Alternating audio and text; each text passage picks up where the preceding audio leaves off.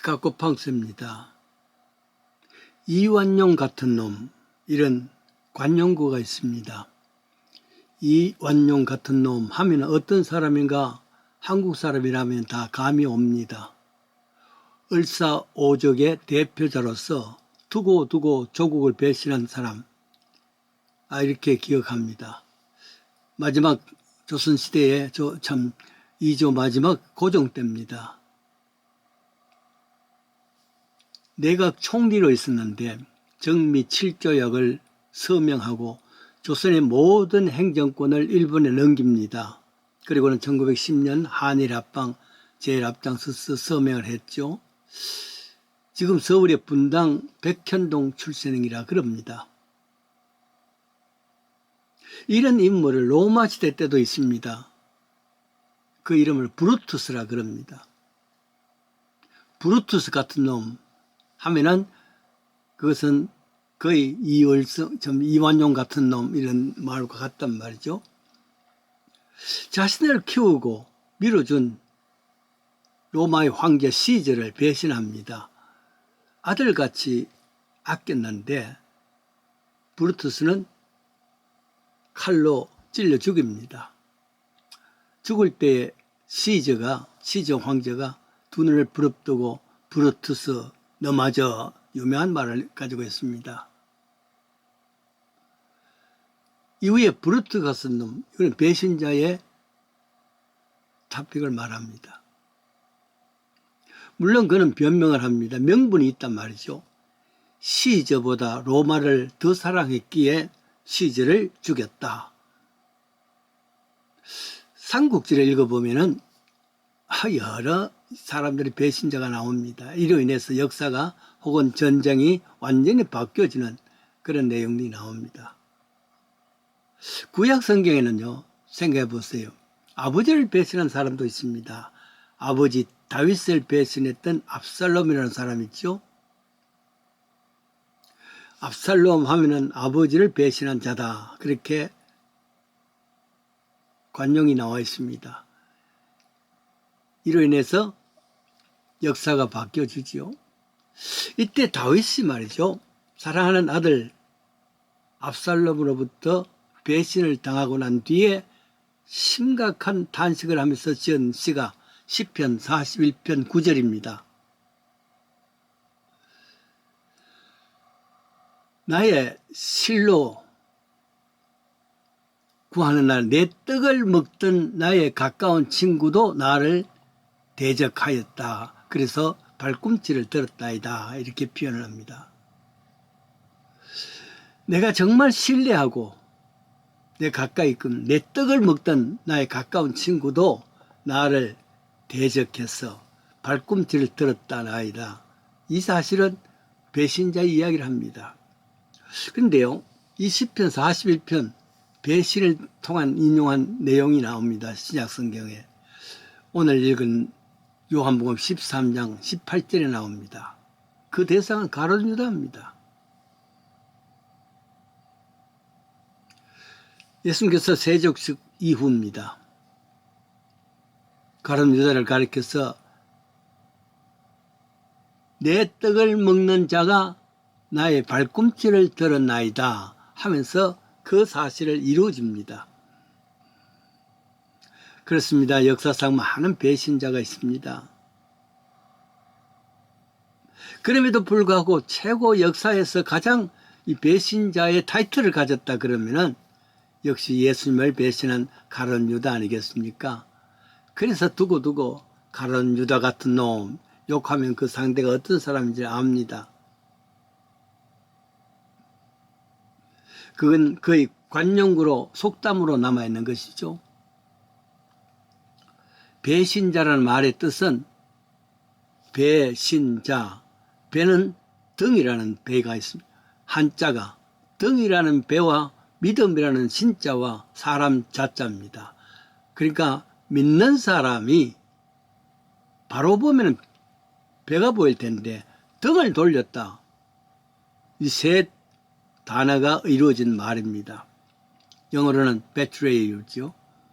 상대방의 믿음을 저버리고 뒤통수를 치는 사람, 그런 거를 한국 속담에는 믿는 도끼에 발등시킨다는 뜻이 있습니다. 영어로 step someone on in back.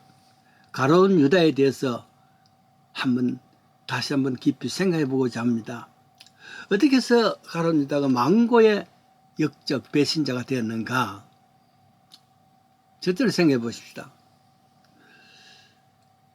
스승이신 예수님은 제자인 가룟 유다에게 편견 없이 계속 사랑했기 때문에 회개의 기회를 많이 주었습니다. 그러나 그는 스승의 지적에 모른 체하고 겉으로는 아마도 다정다감, 그러니까 예수님은 알고 계십니다마는 같이 있던 제자들은 전혀 모릅니다.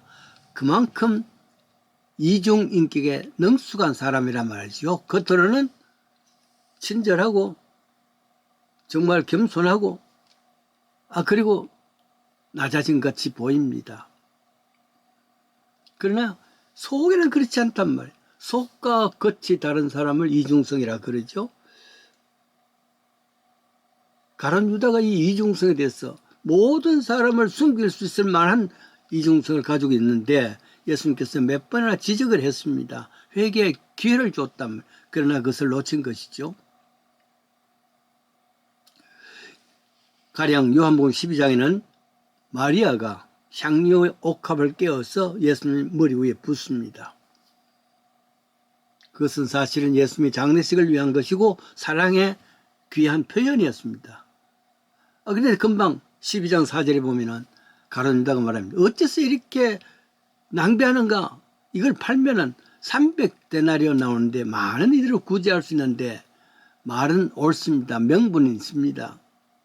그러나 성경은 말합니다. 12장 6절에 이렇게 말하면 가난한 자를 생각함이 아니요 저는 도적이다. 돈깨를 맞고 거기 넣는 것을 훔쳐가는 사람이라 그랬습니다. 누구도 알지 못한단 말이에요. 겉으로는 이거 가는 사람한테 나누면 얼마나 좋은데 이렇게 허비하느냐. 거룩한 척, 선한 척. 그러나 속에는 다른 꿍심이 있단 말이죠. 꼼수가 있단 말이에요. 저 돈을 훔쳐감이라 그렇게 했지 않습니까? 돈깨를 맞고 그게 훔쳐감이라 그랬습니다. 예수님께서도 가만두어라. 내 장례를 준비한 것이다. 지적하였습니다. 이와 같이 한 인격 안에 두 가지 인격이 있다는 것. 이거 반성 없으면 가룟 유다 같은 놈 될 수밖에 없지요. 두 번째는 은 30의 예수를 팔렸고 흥정을 합니다. 그래서 모든 꼼수를 다 계획을 했단 말이에요. 잡혔죠. 예수를 팔려고 하는 모든 계획을 다 했습니다. 그런데 그날 마가의 다락방에서 유월절 잔치 식사를 하시면서 옷을 벗으시고 허리에 수건을 두르시고 12제자 한 사람 한 사람 발을 씻겼단 말이에요. 그때 가룟 유다의 얼굴이 어떤 얼굴이었을까 생각해 봅니다. 베드로는 안 됩니다. 내 발은 절대로 씻길 수 없습니다. 그렇게 얼마나 황송하겠어요. 근데 예수를 팔렸고 꼼수를 가지고 다 작전까지 하고 흥정까지 다 끝났는데 그 예수님이 그 스승이 자신의 발을 씻겼을 때 그때 마음이 어땠을까? 양심이 조금만 있다면 거기서 눈물을 흘리면서 펑펑 울면서 주님 용서해 주십시오. 내가 이런 기회까지 했습니다. 그런데도 나를 씻기시네요. 그렇게 생각했을까? 그러면 얼마나 회개의 기회가 됐을까? 예수님께서는 이미 알고 있습니다. 계십니다. 이자가 나를 팔 것을 알고 있습니다. 그럼에도 불구하고 부드럽게 발을 씻기시는데 어쩌면은 가룟 유다는 속에서 비굴한 웃음을 웃었는지 모릅니다. 왜? 너 얼마 남지 않았다. 너 이렇게 하들 은 30이 더 중요하다. 그 말이죠. 스승보다는 물질이 더 갖고 싶었던 거죠. 그렇습니다. 자비를 베푸실 때에, 사랑을 베푸실 때 그 사랑을 감정적으로 느낄 수 있고 회개할 수 있어야 되는데, 발을 씻기까지 사랑해 주신데도 불구하고 전혀 회개치 않았단 말이죠.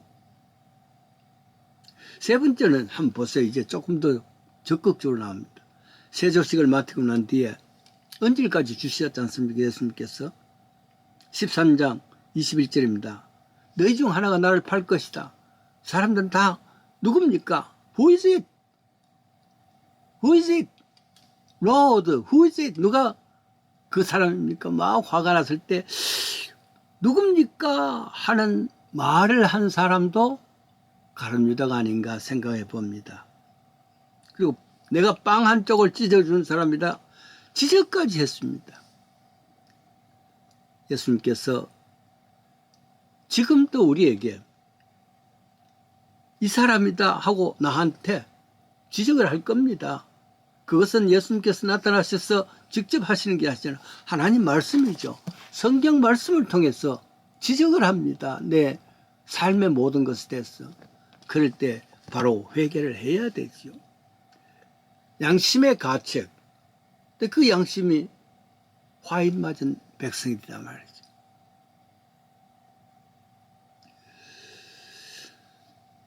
그래요. 그때만 하더라도 회개할 수 있었으면 얼마나 좋았을까 생각을 해봅니다.